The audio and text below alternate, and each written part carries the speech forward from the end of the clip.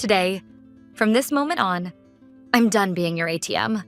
My voice rang out clearly through the silent living room. My parents, sitting right in front of me, gave a dry, uneasy laugh as if to brush it off as a joke, but there wasn't a trace of humor in my eyes. The whole scene is etched in my memory in slow motion. Everything began on that evening. The moment my years of kindness were trampled as if they meant absolutely nothing. My name is Jenny. I run my own catering company in this city. After years of working without a single break, I finally bought my dream beach house. My sanctuary, built entirely with my own hands, a place no one could take away from me. I wanted to share that joy, above all else, with the family I loved.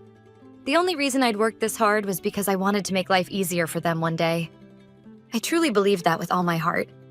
So, I planned the perfect housewarming party. I reserved my company's kitchen for 3 full days and nights, preparing all of my family's favorite dishes. For my brother, I made roast prime rib with herbs. For my sister, a special dessert using imported French chocolate she adored. And for my parents, the seafood paella with saffron that once made them smile and say, "We could eat this every day." I carefully packed everything into temperature-controlled cases, and as I drove along the coast, I imagined the surprise on their faces, their laughter, their joy. My heart swelled with warmth. Sunlight streamed through the big living room windows, painting the white tablecloth and polished glasses I'd set with a soft orange glow. The agreed time was 2 p.m. The deck table was set for my beloved family.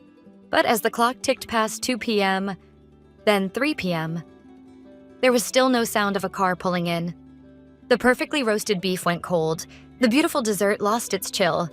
The dishes sat on the table like abandoned props on a stage without its stars, decaying slowly with the passing time. Worried, I texted the family group chat. "Is everything okay? Did you get lost?" A few minutes later, my sister replied with a short, casual message. "Sorry, something came up." Her flippant tone made my chest tighten. Absent-mindedly, I opened her social media. And then I froze. There it was, a photo posted just minutes earlier. My entire family beaming at a table under a glittering chandelier at the city's most exclusive, impossible-to-book restaurant. My father proudly held up a bottle of fine wine. My mother's eyes glistened with happy tears. Beside my sister sat a man I'd never seen before, wearing a luxury watch, his arm wrapped around her shoulder like he owned her. The caption, sprinkled with sparkling emojis, read, "Meet the new member of the family, a surprise lunch to celebrate my boyfriend's promotion." I felt the blood drain from my body. On the day of my housewarming, the one I, Jenny, poured my entire life into, they'd had more than enough time to get here. Yet not a single phone call, just 3 careless characters. Something came up. A cold, heavy feeling rose from the pit of my stomach. It wasn't simple sadness. It was the crushing emptiness of realizing my goodwill, my feelings, had been kicked aside like a pebble on the street. The dishes I'd plated so beautifully suddenly looked colorless, just piles of food. The dazzling smiles in that photo, the silent room, the cold food before me. The cruel, unbridgeable distance between those 2 realities felt like a perfect reflection of the distance between my family and me. In the end, no one came to the beach house that day. I sat alone, scooped up a single spoonful of the enormous paella, and swallowed the tasteless bite like sand. I couldn't bring myself to touch the rest. I left everything on the table and closed the bedroom door. I didn't cry. Deep inside, I heard something I'd believed in snap, cleanly and irreversibly. All this time, I'd believed that supporting my family was my joy. When my catering business finally took off, that feeling only grew stronger. When my sister graduated from college and said, "It's so inconvenient to commute without a car," I happily helped with the down payment on a popular model. It's just because she was working hard, and I wanted to support her. Watching her jump up and down at the dealership when she got the keys made me genuinely happy, as if it were my own car. The same was true at my brother's wedding. "You're the best caterer, Jenny. We're counting on you," he'd said, patting my shoulder. "Leave it to me," I'd answered proudly. I asked my staff to work on their days off, offered a lavish buffet free of charge, and didn't care about the cost. Thanksgiving, Christmas, everything I did was for my family's smiles. I just wanted to share my success with them. That was all. They always said, "Family helps each other." I believed those words were beautiful. My success was the family's success. That's why every Thanksgiving turkey, every Christmas party had always been catered by me. It had never been a duty. It was my way of showing love. But as I stood before that silent dining table and the abandoned feast, I realized the truth. To them, the phrase, family helps each other, had only ever meant, Jenny helps the family? They cared nothing for me as a person, only for what I could provide. The next morning, with an empty feeling in my chest, I began clearing away the cold, untouched dishes. The expensive roast beef, the beautiful desserts, all of it disappeared into black garbage bags. The act felt like a funeral, burying not just the food, but every ounce of kindness and naive hope I'd ever offered them. There was no emotion left in me. My heart was as still as a lake at dawn, eerily quiet. Just then, my phone rang. It was my mother. I thought for a fleeting moment that she might be calling to apologize for the previous night. I took a deep breath and answered, but the voice that burst through the speaker was anything but remorseful. It was bright and cheerful, almost bubbly. Jenny, I'm so sorry about yesterday. It was all so sudden, but guess what? Your sister's boyfriend, Patrick, got a promotion. He's a Wall Street hotshot now. Isn't that amazing? He's got such a bright future ahead of him. Sudden, impossible. The restaurant in that photo is famously the hardest to book in the entire city. It's not the kind of place you casually decide to go to with the whole family on a whim, which could only mean one thing: that celebratory lunch had been planned well in advance. My housewarming dinner had been deliberately, consciously ignored. As the blood drained from my face, my mother continued, oblivious in a chipper tone. So anyway, I wanted to ask you something. The two of them are hoping to get away somewhere for the weekend. Could they use one of the rooms at your beach house? I'm sure Patrick will love your taste. It'll be a nice chance to introduce him properly, too. Something inside my head snapped. My sanctuary for them? After what they'd done? When I didn't respond, her tone shifted slightly, becoming more businesslike, as if moving on to the real agenda. And one more thing.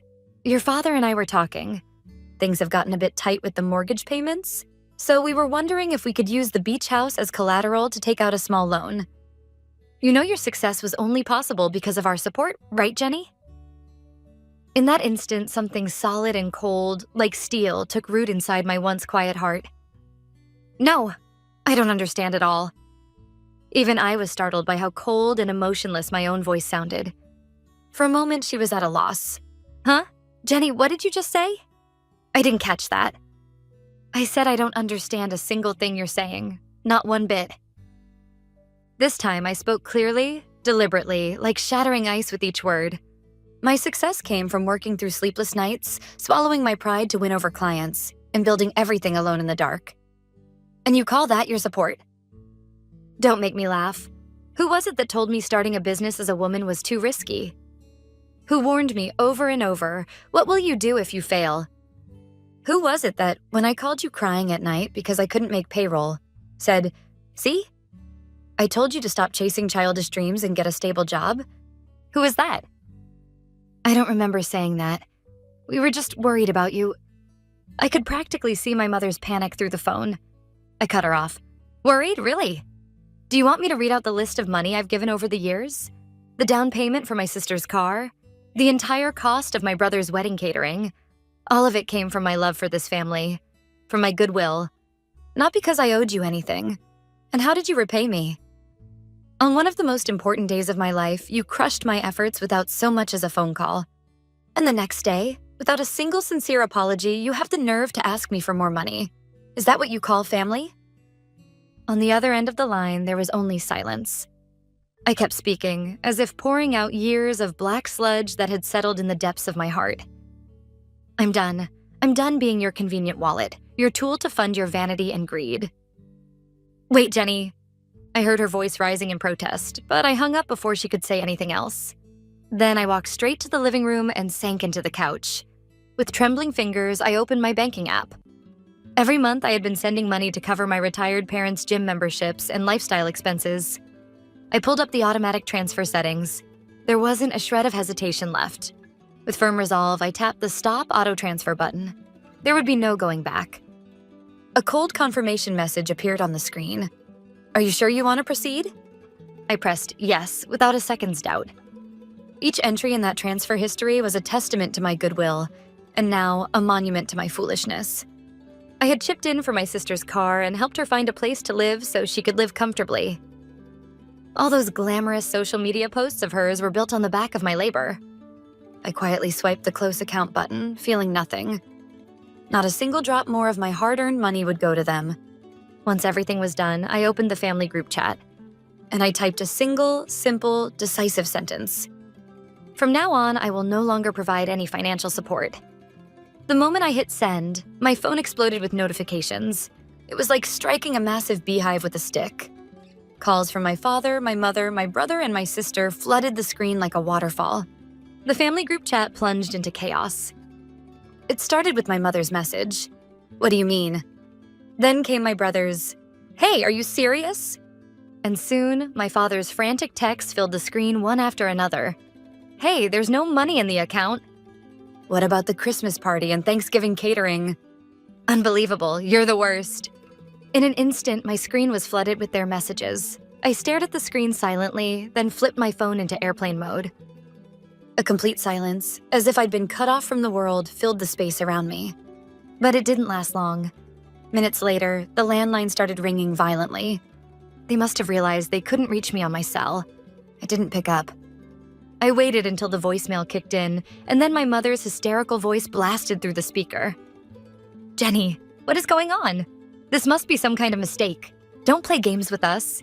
Are you abandoning your family?" Then came my father's voice, booming with a fury I'd never heard before. "Pick up the damn phone. We need to talk. This is an order. The money you're earning only exists because we raised you." After a few more messages, a flat, mechanical voice announced, "Your voicemail box is full," and the line went silent. But the assault didn't stop there. Even after the voicemail filled up, they kept calling. The phone would ring for nearly a minute, stop, then start again seconds later. The relentless sound dragged on for hours, like psychological torture, until the house finally fell into true silence. I listened to it all as if it were some distant radio broadcast from a foreign country. My heart was strangely calm. Their voices, the incessant ringing, none of it reached me anymore. It felt as though a thick pane of soundproof glass stood between us. The phrase, "the calm before the storm," crossed my mind. And that premonition was right. The doorbell started ringing wildly, as if the system had broken. I looked at the intercom monitor, and there they were, just as I'd expected. My father's face was flushed with rage. My mother's mascara was streaked from tears. My brother stood with his arms crossed, scowling, and behind them my sister scrolled on her phone, looking bored as if to say, "Hurry up already." They must have sped over here in record time. I didn't open the door. Instead, I spoke calmly through the intercom. "What do you want? I didn't invite you. Go home." "Jenny, open this door." My father shook the doorknob violently, almost to the point of breaking it. "We need to talk. You're out of your mind. Open this door right now." "There's nothing to talk about. I already said everything I needed to in my message." Then my sister, who had been quiet until now, suddenly shoved her face toward the camera. Her expression was twisted with fury and petulance. "I was planning to borrow money from you to go on a trip with Patrick. How could you do this to me out of nowhere? Are you trying to ruin my happiness? All I needed was a little money. This is unbelievable. You're the worst." My mother tried to calm her down, turning toward the camera with the exaggerated pleading of a stage actress. "Please, Jenny, open the door. We're family, aren't we? Let's talk face to face. Please." The moment I heard those words, a quiet, icy anger rose within me. "Family? You skipped my housewarming and came asking for money the very next day? And that's what you call family? Do you have any idea how many years I've supported you all and how much heart I put into it? You've done nothing but sit comfortably on my goodwill." "Sit comfortably?" My father's voice trembled with rage. "Watch your mouth. We're the ones who raised you. You owe us everything. Are you really going to repay our kindness with betrayal?" "Yes, I'm grateful for being raised, but that doesn't give you a lifetime pass to treat me like your ATM." I said it clearly, without wavering. "This ends now. I won't forgive the years of thoughtless behavior you've shown me." "Not forgive us?" My mother cried out like a tragic heroine. "How ungrateful can you be? Don't you see how much we love you?" "Love me?" If that were true, you wouldn't have ignored one of the most important days of my life. If that were true, you would never have asked me to hand over my dream home to cover your debts." My words silenced them for a moment. I must have hit a nerve. And then, as always, my brother broke the tension. He's always been an expert at avoiding messy situations. "Jenny, that's enough. If Mom and Dad apologize, we can put this behind us, right? Come on, let's not blow this out of proportion. Think about the neighbors." I let out a short, bitter laugh. "An apology will fix it? You're always like this. You just don't want to get involved as long as it doesn't inconvenience you. But that won't work anymore. This isn't about the neighbors. This is about me, about taking back my life and my dignity." I stared straight into the intercom camera lens as if looking directly into their eyes and repeated the words clearly, this time to their faces. "Today, from this moment on, I'm done being your ATM." In the frozen silence at my doorstep, my parents gave a brittle laugh, as if to say, "You're joking, right?" My sister muttered, "I don't get it," in a dismissive tone. But there wasn't the slightest tremor in my voice. "Don't ever come here again. Next time, I won't hesitate to call the police." Those were the last words I spoke to them. I shut off the intercom, exhaled deeply in the quiet living room, sealed off from all outside noise. After they finally left, throwing barbed parting remarks as they went, the house fell into a stillness like the calm after a storm. But the real storm was just beginning.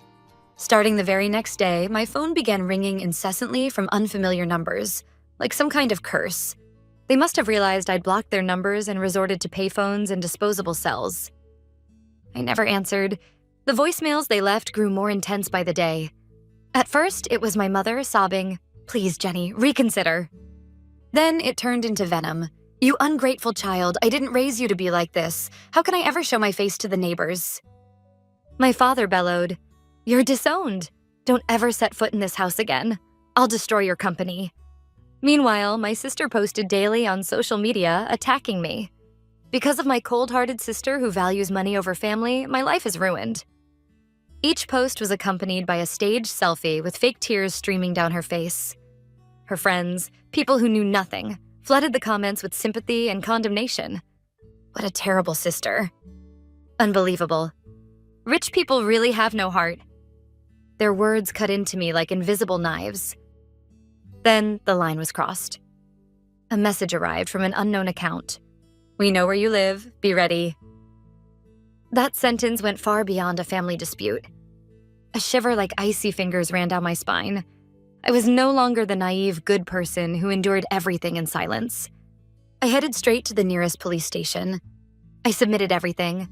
The recorded voicemails, screenshots of my sister's posts, and the threatening message. I submitted all of them as evidence, and the police officially accepted my report. The officer who handled my case was calm and firm. "Your safety is our top priority. We'll increase patrols. If anything happens, we'll respond immediately." The police contacted my parents the next day, and it only poured fuel on the fire. My brother sent the longest email he'd ever written. "I understand how you feel, but this is too extreme. Mom and Dad are old now. What were you thinking involving the police? You should be the bigger person and back down. Apologize and fix this before it gets out of hand." The sheer detachment of it, how he thought only of his own peace, filled me not with anger but with pity. None of them tried to understand why I was angry in the first place. They were just children throwing tantrums because the money tree had stopped obeying them. To protect myself in this sanctuary from their growing madness, I began taking systematic, deliberate action. First, I upgraded my home security to something close to military grade. On top of my existing system, I installed multiple high-resolution cameras, linked to infrared sensors for 24-hour surveillance. I deleted every single one of my social media accounts.